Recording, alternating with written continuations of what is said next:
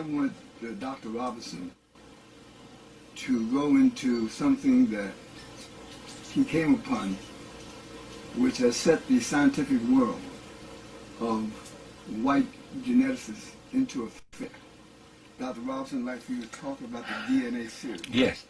A few years ago, my brother and I read a book called The Mark of Oppression. And these two publishers, Cardiner and Oversea, said that they could not understand how is it that a group of people, African Americans, have been bludgeoned over their heads mentally and spiritually for hundreds of years and are still surviving. They couldn't understand it. And they said so in their book. The answer came out in 1996, why it is that not only have African Americans survived the worst mental and spiritual bludgeoning of any people in recorded history, but they are becoming champions of everything in which there is a level playing field. No matter what it is, we predominate in every field. This is why they won't teach our children African history, because they know that once our children get on the same level playing field as their white counterparts, that they will dominate just like we dominate in basketball, baseball, football, track and field, and anything else in which there is a level playing field. So that while they teach their children about the greatness of their European ancestors, they won't teach our children about the greatness of their African ancestors, because then that would be a level playing field in academia. And they know that we will predominate just like all of these examples we've given them, that our children predominate when they know who they are from the African historical point of view. Now here's what I found out in 1996. A group of geneticists wrote this book.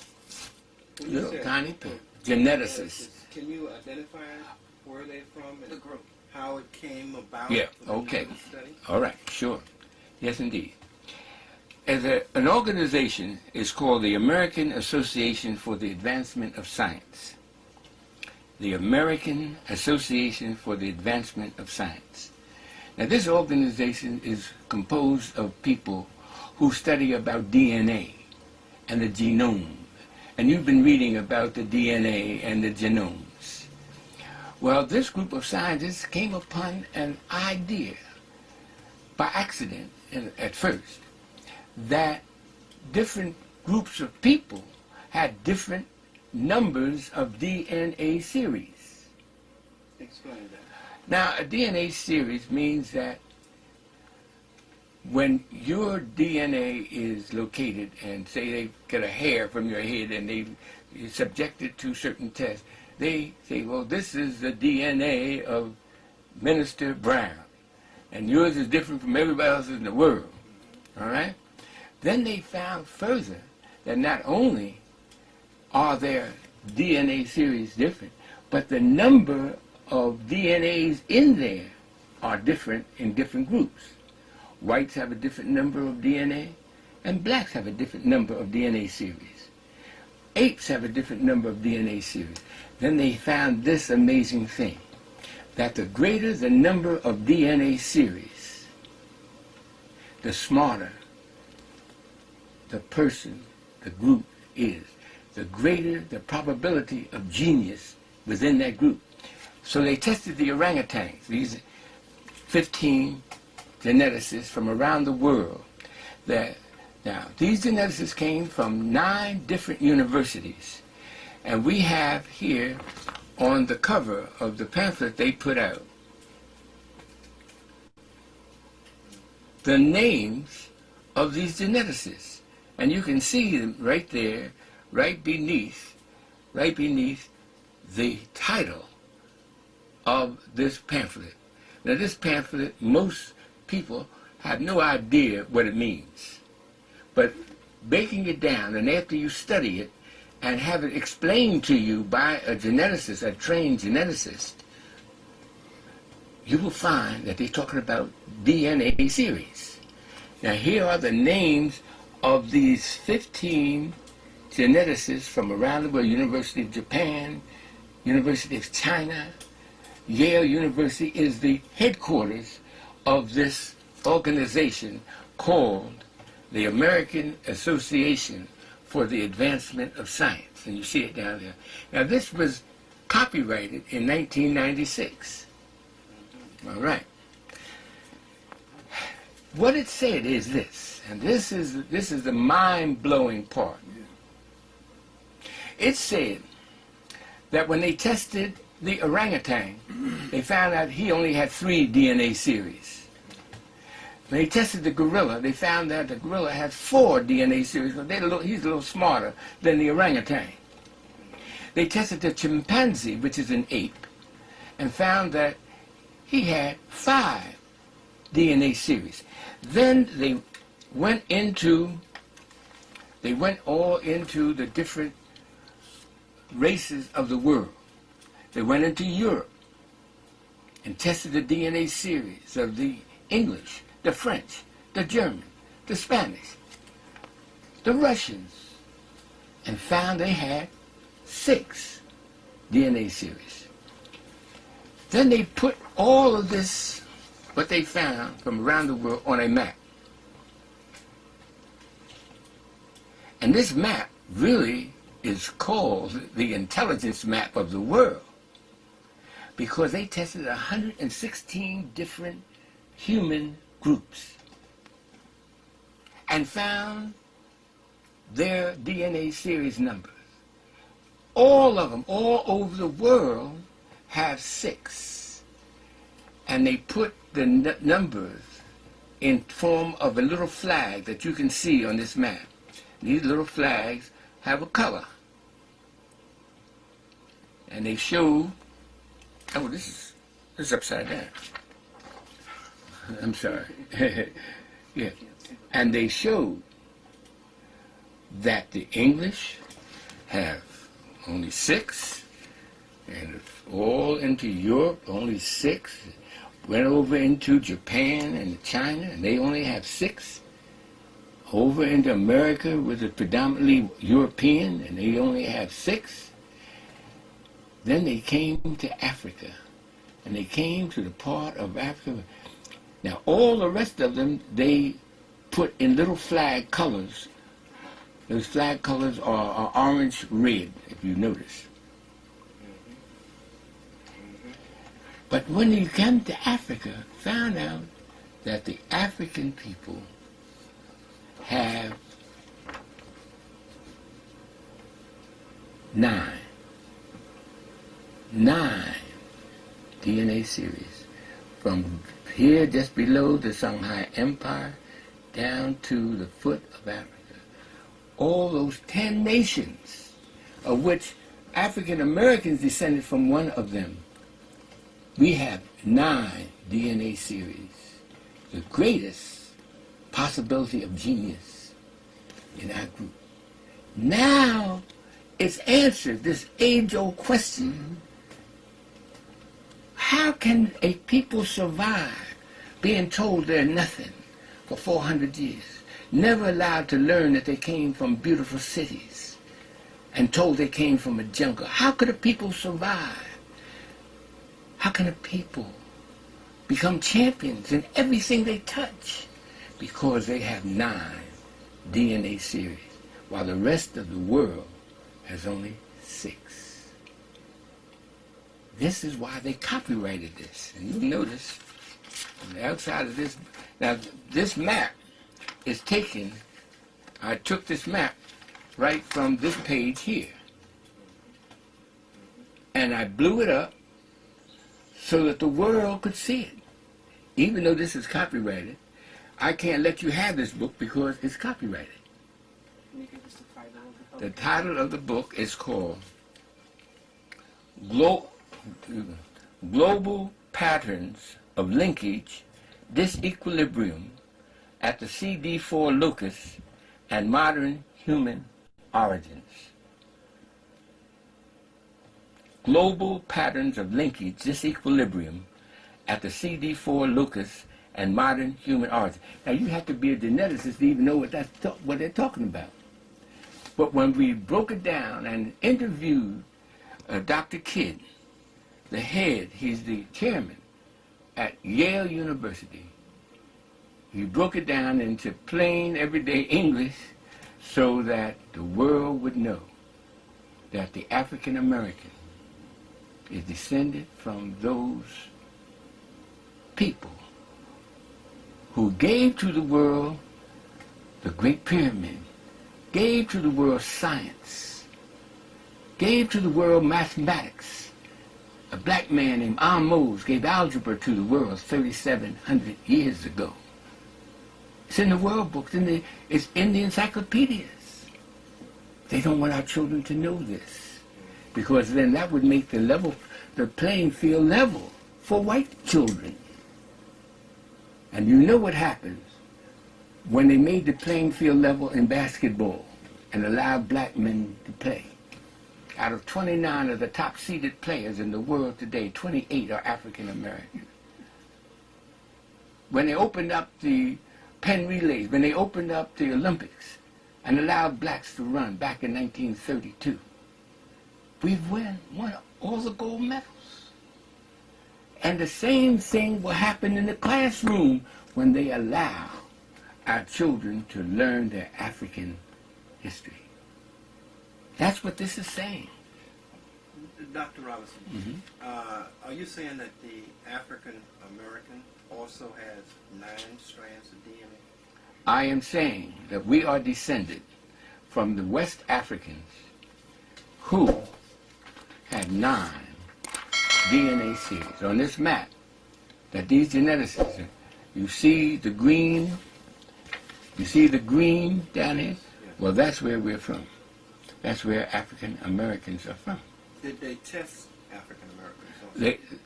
They couldn't. They tested Americans as a group, whites, and they have 6. They didn't test African Americans because they know that we are the same people from West Africa. Oh, so they didn't have to? Didn't have to. Okay, that's true. That's true. How is it that you think that this evolved, that we evolved with 9 strands 9. below the Sahara? Well, it tells you in here. This book tells why. Preemie babies, they leave in the mother's womb too early, never develop to the same height that a baby that runs a full term. Right? Yes. White folks in the China, all mankind arose in Africa. All mankind arose in this part of Africa, right here. It's called the womb of Africa. That's the womb of Africa over here. Right there. Between the Middle East and... No. Kenya. Uganda. Yeah, that area. All mankind arose there. The great-granddaddies of white folks, great-granddaddies of Chinese, great-granddaddies of Japanese, our great-granddaddies, all of us looked the same. All looked like apes. That was called Australopithecus. I don't know how technically you want me to get. Australopithecus was the granddaddy, great-great-granddaddy of all races. Now, they left the womb 800,000 years ago. Whites left the womb and wandered up into Europe, and the Chinese wandered over into Asia. And they left the womb before they were fully developed. That's why they did not develop melanin like we did. Those of us who stayed developed full term. They never developed the melanin stimulating hormone. This is why we're the only race on the planet that does not have headlights in our hair. Headlights. Headlights. They're little bugs. Yes. Yeah. Cooties, right. Cooties. We're the only race on the planet because we developed full term. We lost our straight hair, that animal hair, over 150,000 years ago. You see, all other races have head lice because they never developed fully. Melanin is this magical chemical that is developed on the 5th layer of the epidermis of your skin. Now, we've been brainwashed to believe that the less melanin you have, the prettier you are, because that's the brainwash. That's like saying a naked person is prettier than a person with beautiful clothes on. If you get what I'm trying to say, the scenario, yeah. Melanin heals. When you cut yourself, the melanin rushes to the surface of the skin and forms a scab. What color is that scab? I don't care what color. Brown, dark brown. That's the melanin coming up to heal you. This is why we do not get skin cancer, because of the melanin prevents it. The only place where we can get skin cancer, we learned it in the inquiry today, is on the palm of the hand and the fingers. And can't believe we'd be putting our hand up to the sun to get skin cancer. Can you talk a little bit more about this hair and the light? What are you saying about African hair? Well, what am I saying? That's a good question. Because, okay. You know, we spend a lot of time straightening it and frying it and cooking it. And the question is why? The reason why is because we've been programmed to believe that our hair is ugly. And as a result of the ruby comb. Oh, the ruby comb. Mm-hmm. Oh, see. Here it is. And the reason why is on the plantation, our mothers and fathers were programmed to believe that we were ugly. The white man said, look, you're ugly. So we thought that everything he had was good. So that's why they called our hair bad. So whenever you're raised up to believe that what you got is bad, you're going to have an inferiority complex, and you're not going to perform on high a level as God gave you the gift to perform. Well, white folks have this big problem of head lice. That's the bugs. And all animals do. The ape has to groom himself all day long, picking the bugs out of their hair. Why? Because he has straight hair. Straight hair is animal hair. And therefore, our women spend $15 billion a year to have hair that has head lice. But fortunately, it goes down to the roots. Your straight hair has to come from the root, because the straight hair comes through a round follicle, not an elliptical follicle like human hair, like our hair does. So we've been programmed to believe that. Now, what I have here, right here, is a picture of a ruby comb. Now, what is a ruby comb? Well, a few years ago, they found that the pesticides that they were using on straight hair to kill the head lice was losing its effectiveness. If you go into a drugstore, I don't know if you all have Rite Aid in New York. Well, you go into Rite Aid and you say, where's the counter for the head lice? They'll point you over to a counter where they have all kinds of pesticides listed. And they have 19 types of chemicals. But these chemicals are losing their effectiveness, they're losing their power. So the scientists went to the laboratory and came up with an electronic comb called a ruby comb. And here's a picture of it right here. Now, the ruby comb kills the head lice electronically, and you hear it, it goes zap, zap, zap. You can hear it when it kills a louse. That's one louse. And it kills another louse and combs it out of the head, and also kills the nits. Now we have a word in the English language called nitpicking. That means picking the nits out of here. Now what are nits? Nits are little white capsules that can hold the eggs of the lice. Right. So nitpicking is taking charge of little tiny things. And that's a little tiny thing that they get out their heads. Nitpicking. So when I made that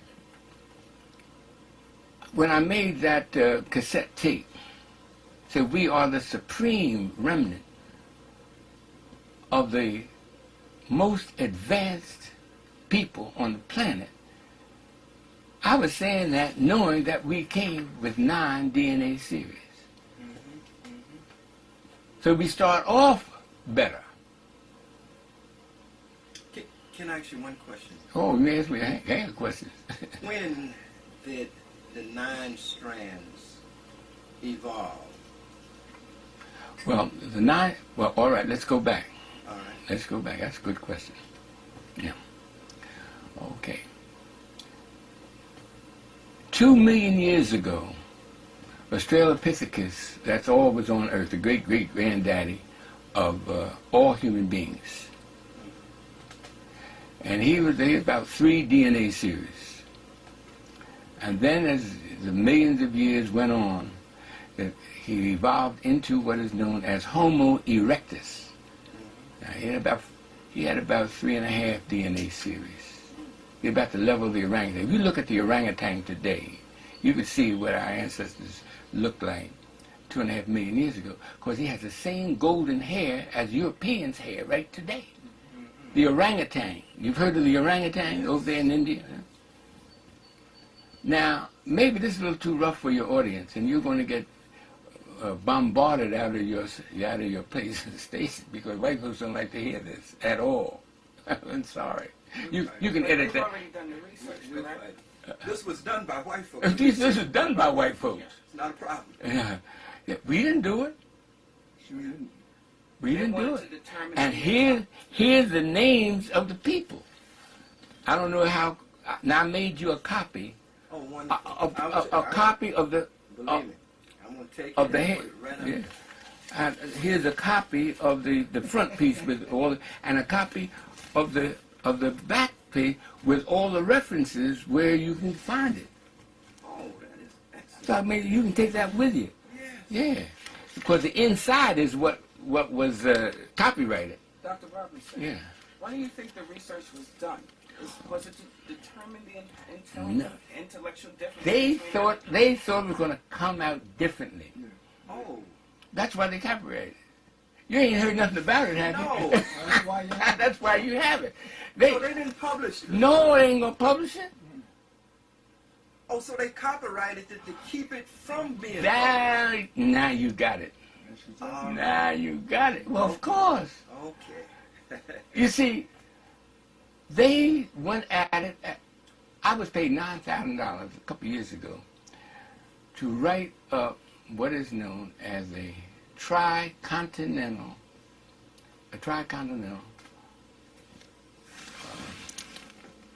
racial evolution. In other words, what was happening only on cultural stuff? What was happening 50,000 years ago in Europe?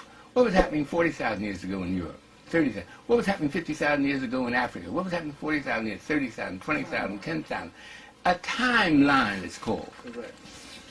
Now, this national corporation thought, when they gave me the assignment, they thought that it would prove that the Europeans were so far ahead of Africans that would be no argument. They didn't know that when I got and handed them the findings with 37 books, 28 written by whites, just the opposite.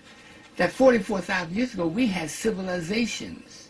44,000. 44,000. And beyond. Iron and steel manufacturing, cities and universities, 44,000 years ago. Well, the Europeans' first book was written 2,800 years ago, 42,000 years later. And that book was by a man named Homer. And he didn't write it. It's a poem. It's a poem. He couldn't have written it because Greeks had no alphabet. 28,000. No, 2,800. Yeah, They had no alphabet. well, They had no alphabet until they did. Kemetic people No, adopted. Homer wrote the book. Now, there's no question All about right, that. I So, know. yeah. I can't get information from you. And but the first book written in Europe was only 2,800 years ago. We had universities 44,000 years ago. I mean, It's a moot point to argue. Give it to him. Now, okay, then You were talking about the evolutionary process. yeah. So You were- 2.5. Oh yeah. So as the hundreds of thousands of years went by, we acquired. I mean, all mankind acquired more and more. But those who left Africa 800,000 years ago did not get past 6 DNA series. They had left the womb. The womb is Africa. That's where you develop. Just like in the mother's womb. The baby can't develop to his full potential outside the womb. That's why preemies have such a hard, the babies born prematurely, they're called preemies. Yeah, Professor Robinson. Oh, I'm sorry, Dr. Robinson. Oh, One of the things that was noted, especially in the northern United States, was that most black or African young women who are bearing children are told that they have to have cesarean sections, which are C-sections. And these children are usually taken from the womb prior to its natural revolution. revolution, Yeah, 9 months. That's right. Do you think that there may be some correlation between that developmental process with respect to the DNA, the non-DNA, or maybe there's some secret study being conducted? I Research? really don't know. This is, one thing I've learned is that, Intellectual guess. when you make an intellectual Yes. guess, knowing how we have always been used as experimental subjects, I would guess that these black women were subjected to this C-section in order to improve how they did this for white women. That's how I believe. That's what I believe. I would believe that until somebody shows me differently. But we've always been used for experimental purposes. One more thing I want to make sure I get this in. I have here in my hand a book. It's the oldest complete book written by man in the world, in history. This is a copy of that book. This is what we teach our children. That this book, which is not the oldest book that's ever been written by Africans, but it's the oldest complete book found. And this book is written 2,300 BC, before Christ. That's like 4,400 years ago, 4,400 years ago. This is a copy of the book. It's written by a man whose name was Ptah-hotep. And these are called the teachings of Ptah-hotep, written 4,400 years ago. And they found a very interesting introduction by those men who got the copy as soon as it was translated from ancient Kemetic language into English. One of the names of the men, his name is Asa G. Hilliard from the State University of Georgia, and Harriet Williams.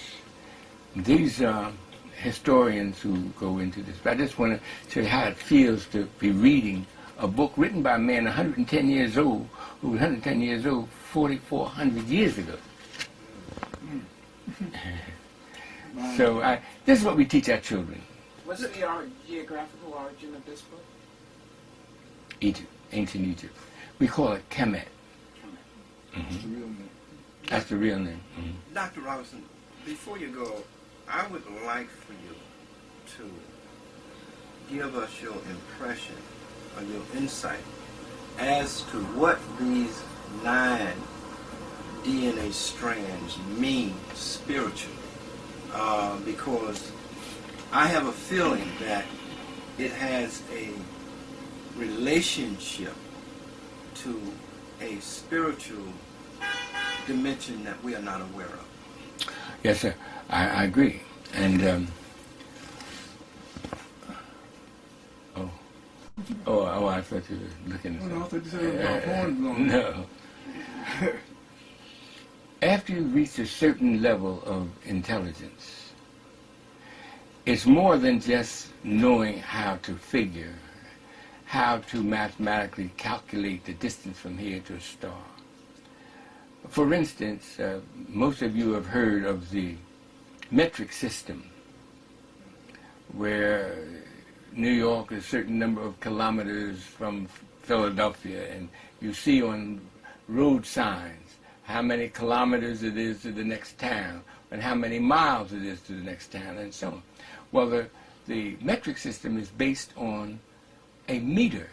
A meter is a certain length called, the meter is 39.37 inches. Now, where did that come from?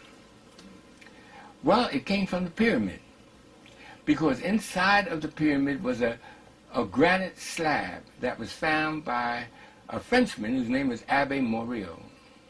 And on the back of this granite slab was the inscription in hieroglyphics saying that this represented 1/10,000,000th of the distance from the equator to the North Pole, calculated by our fathers and mothers 5,200 years ago, and was put on a slab and put into the pyramid, which is only 4,600 years old. So it was kept 600 years and put inside of the pyramid. From that, R.E.M.I.X., who found it, created the metric system, because that's a fixed distance, the distance from the North Pole to the equator, calculated by black people 5,200 years ago. So I say to my teachers and the heads of the departments in Philadelphia, heads of the school system, why don't you teach this to African children, African American children, that their fathers invented the metric system? Why? And they hang their heads. And the reason they hang their heads, because they didn't know. They didn't know where it came from. 1/10,000,000th of the distance from the North Pole to the equator. They didn't know that calculus, geometry, and trigonometry came from 3 black women. I always say black women are the smartest people in the world. Yeah. They didn't know that algebra came from a black man 3,700 years ago named R.E.M.I.X. And it's in the World Book. They put it there. Right? But why don't you teach our children that? Because that would make them on a level playing field, and they would outdo your children every time. Right. Every time.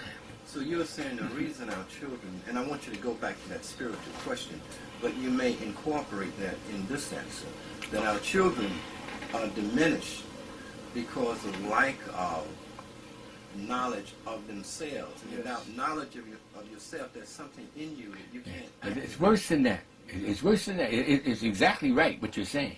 But it's even worse than that. Because it's all right not to know, but to know wrongfully that you are less than human. You see, it isn't that we weren't taught something. We were taught negative things about ourselves. It's not knowing. It's knowing the wrong thing about yourself. Right. And being taught the wrong thing. But that's still not all.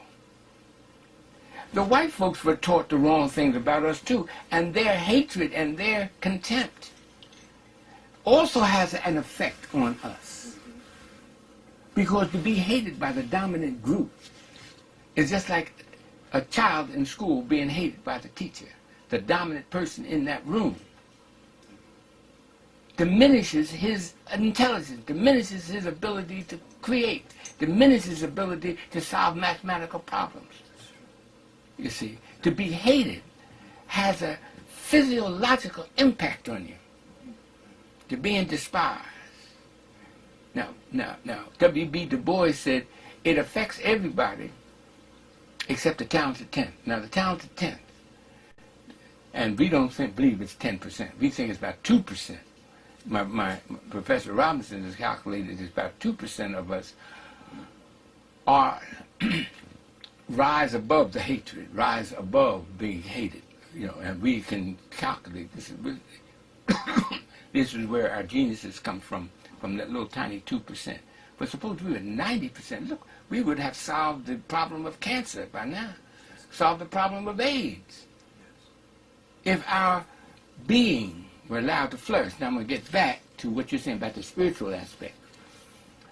We calculate, Professor Robinson and Brother Battle, have you ever seen our book called The Journey to Shanghai People? No, but I want to see it before I leave. I want to get a copy. All right. Possible. Yeah. Oh, yeah.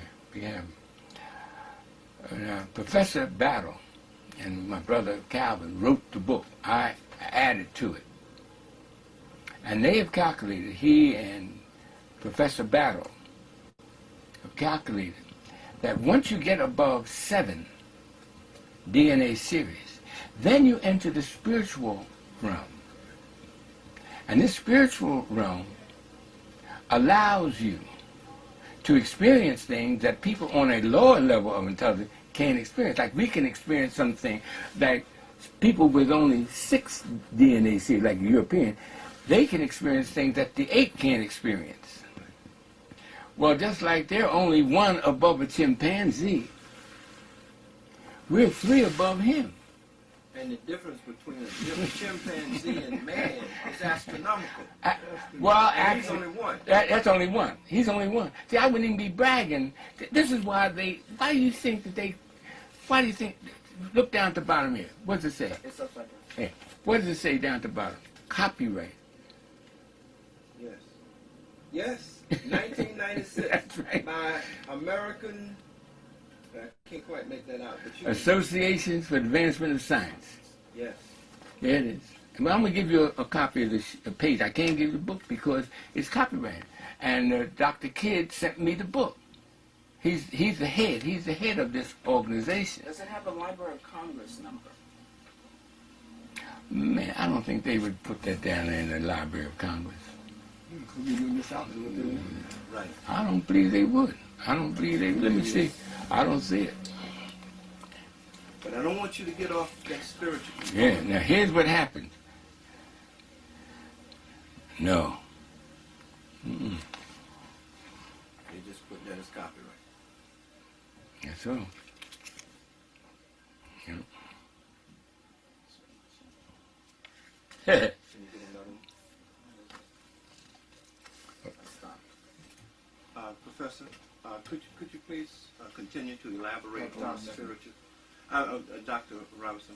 And I think that once, and Professor Robinson, Calvin, Professor Calvin Robinson and Brother Battle have examined this possibility that Ma'at, which is the spiritual foundation of our mothers and fathers, reaching back over 10,000 years. This is our way of life. Some people call it, that was our religion. Well, you see, religion is not the proper term, because this set of laws governed our mothers and fathers in ancient Kemet and in Shanghai to become not only great scientists, but also were unbeaten, unconquered for thousands of years We were the leaders of the world in science and humaneness and letters and all types of things. No other group can ever build the pyramid. Japan tried it in 1974, but their spiritual development wasn't high enough to do it.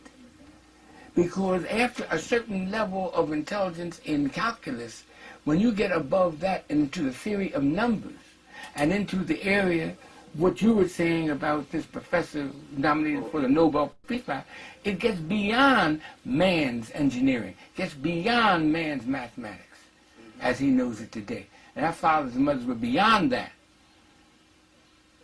And this one, our pyramid, the Great Pyramid, is 47 stories high. Japan got up to 19 stories and it fell down. America got up to 20 stories and it fell down.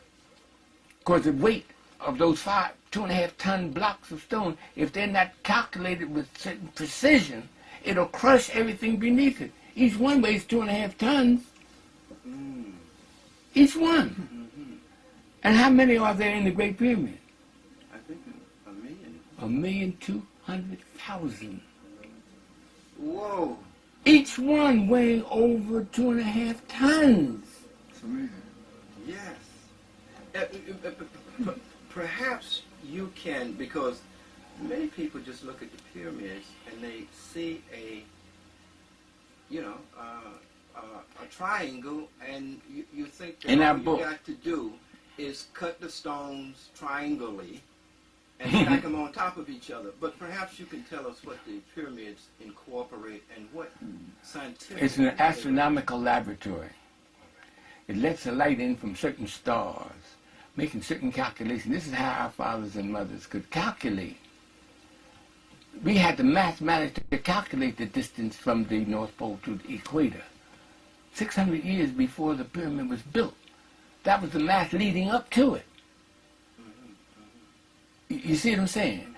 Now, you don't get that spiritual knowledge, with 6 DNA series. You can't do it with 6. So as a father up the road, you get toward 9, then you enter the spiritual realm.